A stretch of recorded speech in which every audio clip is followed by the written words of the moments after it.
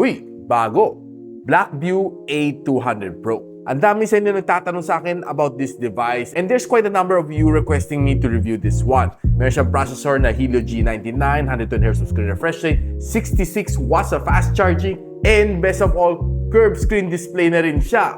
All of that for just 11,000 pesos ang kanyang 12 gigs of RAM and 256 gigs of storage. It sounds to me like it's a perfect smartphone sa presyo and sa specs. Totoo kayang perfect smartphone na itong Blackview A200 Pro? Malalaman natin right after this quick unboxing.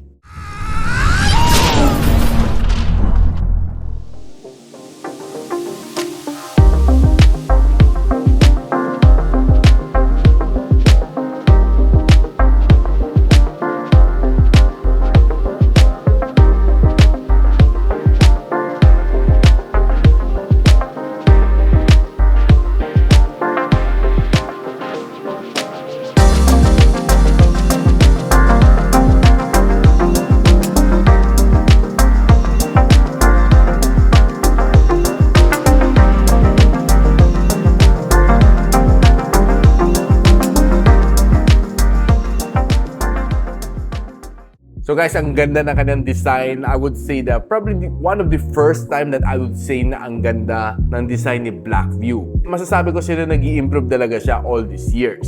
And finally, itong 2023, nilabas na nila kanilang pala, no? But it looks very familiar. Ang kanyang camera module dito looks like the Huawei P50 Pro. It's very slim and curved edge na rin siya ang kanyang display.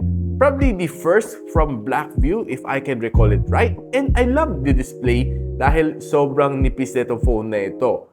Probably one of the thinnest phone that I've handled for 2023, similar to those of the Honor 90, si Itel S23 Plus, si Vivo V29, and of course si Oppo Reno 5G. Talagang this is the year na naglabasan lahat ng curved screen na phone. Pati si Realme 11 Pro Plus. Na mapapansin mo, ang kanyang bezel is quite symmetrical and almost infinity na kanyang display thanks to its curved screen dito sa gilid. Ang kanyang punch hole dito sa harap doesn't look so big, not so small either. Now, ang kanyang SIM slot dito supports 2 nano SIM or isang nano SIM tsaka isang micro SD pag pinagsabay.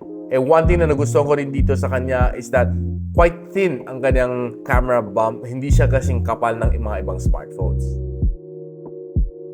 Now, the phone na ito, I feel medyo optimized siya na G99. Was able to give me a 422,000 points dito sa ANTUTU benchmark, which looks quite good. And kung binreakdown mo siya, itong score na makikita mo. And ito naman score na nakuha niya sa Wildlife Extreme Stress Test, which has a stability of 74%. Ito naman sinabi ni Geekbench dito sa kanyang CPU test. And ito naman nakuha natin sa kanyang GPU test. I think this is not such a bad score sa kanyang throttling, no? So we'll see all green dito sa kanyang result. And it throttled to 94% ang kanyang maximum performance sa kanyang CPU. Which I think is a good score.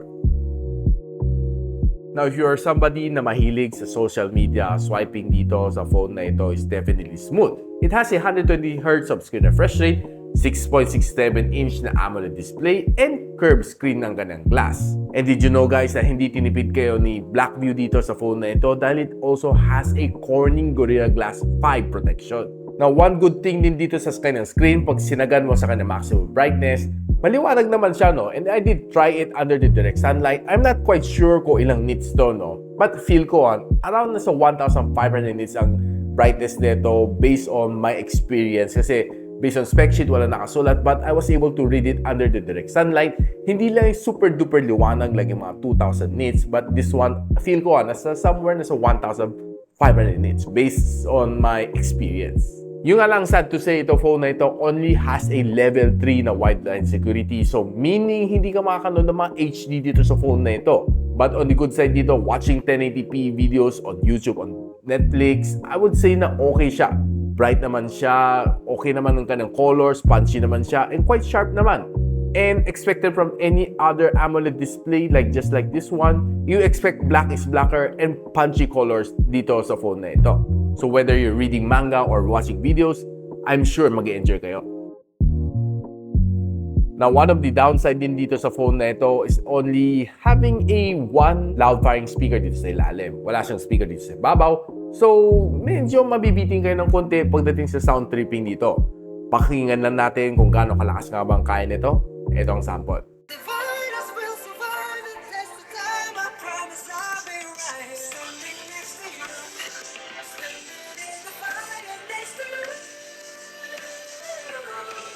So kahit standing next to you na itong phone na ito sa kanyang loudspeaker, bitin na bitin pa rin ako sa kanyang sound doon. So I would prefer na you use your favorite TWS or your favorite wireless na headphones to better enjoy yung mga sound tripping just like this one. Now, the phone na ito has a 5,050 mAh of battery, which is a industry standard, no? But surprisingly, it can give you up to 66 watts of fast charging. So within 1 hour, kaya matapos ang fast charging mo dito sa phone na ito.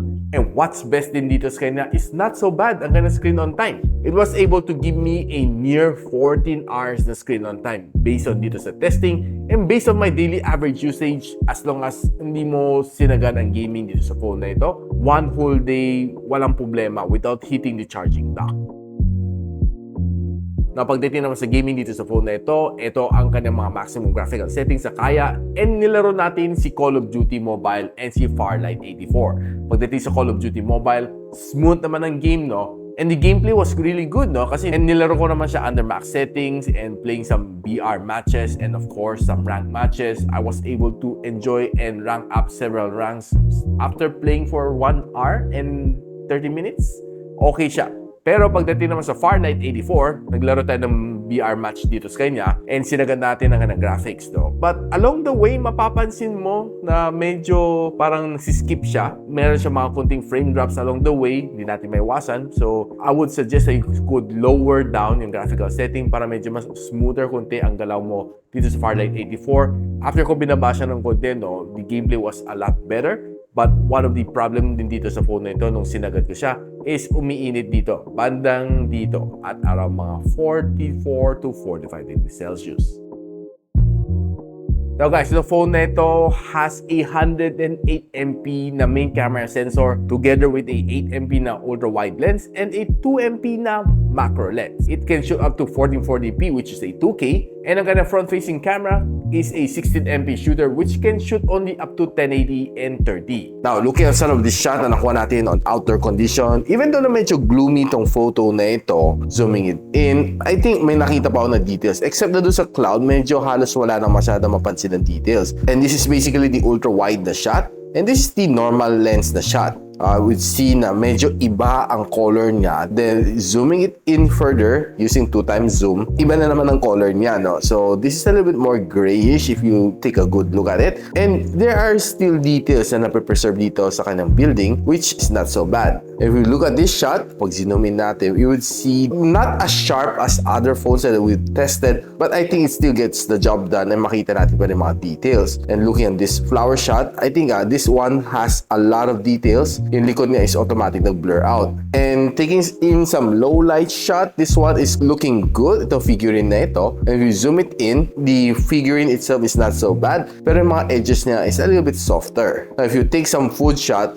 mapapansin ko overall this food shot looks yummy naman. Yung nga na medyo yellowish siya. Even dito sa mga bread shot natin, I think medyo yellowish ang camera pagdating sa food. But this one, I think it's good. Ito marshmallow na ito. Itong low light shot na ito sa skeleton na ito, it's a good photo except na parang medyo soft lang siya ang dating sa akin. Not as sharp as I expect it to be. Taking in some shot like mga dolls sa Toy Kingdom, okay naman ang photo, just that I feel na it lacks a little detail. Even this photo, okay naman siya. But if you zoom it in, medyo kulang lang sa sharpening pa. Now, pagdating na sa night photography, itong photo na ito is probably one of the better shots na nakuha ko dito on this phone. Now, looking at this photo, it looks normal. So, I wouldn't say na okay naman siya sobra. One thing na napansin ko, itong photo na ito is normal. Pero pwede mo ilaro yung blur niya, no? Kung gaano ka-blur ang background mo, which kinda looks fun. Yung nga lang yung mga edges ng kamay mo might be softened a little bit. Taking in some low light selfie shot, it looks like this. And there are some times that the selfie camera tends to look a little bit yellow din. Parang mga food shot ko. So,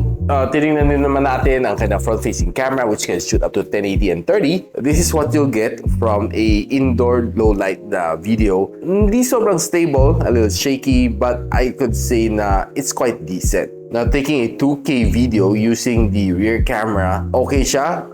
Sharp naman ng video, except that there are times na medyo nagfo-focushan siya na a little bit. Medyo mahinang ilaw, tapos biglang liwanag. Medyo nag-a-adjust din ang kanyang lens. As far as I'm concerned, quite stable naman ang kanyang video. Taking this video while walking, 2K video is not so bad on the Blackview A200 Pro. So guys, ano masasabi ko dito sa Blackview A200 Pro? It is probably taken me by surprise na si Blackview was able to put out something like this. And definitely, I love curved screen na mga phones. No? So it has been the year of the curved screen phones. Itong 2023, naglabas ang lahat ng mga phones na may curved screen. And Blackview joined in the fun. And ang kanyang presyo at 11,000 pesos is quite good for a 12256 variant. For me, it's not really so bad. For me, this phone could probably go toe-to-toe with the Infinix Zero 35G, but this is only a 4G phone. Now, if you're in the market itong holiday season looking for a nice curved screen phone na kaya mag-perform and give you some decent camera shots, I think the A200 Pro from Blackview fits the bill. And kung gusto nyo malaman kung saan na pwede mabili ito phone na ito, I'll be linking on the description box below. And if you like this video, don't forget to like and subscribe to my channel, and I'll see you on the next one. And so, ako para si Richmond, and you're watching Gadget Sidekick.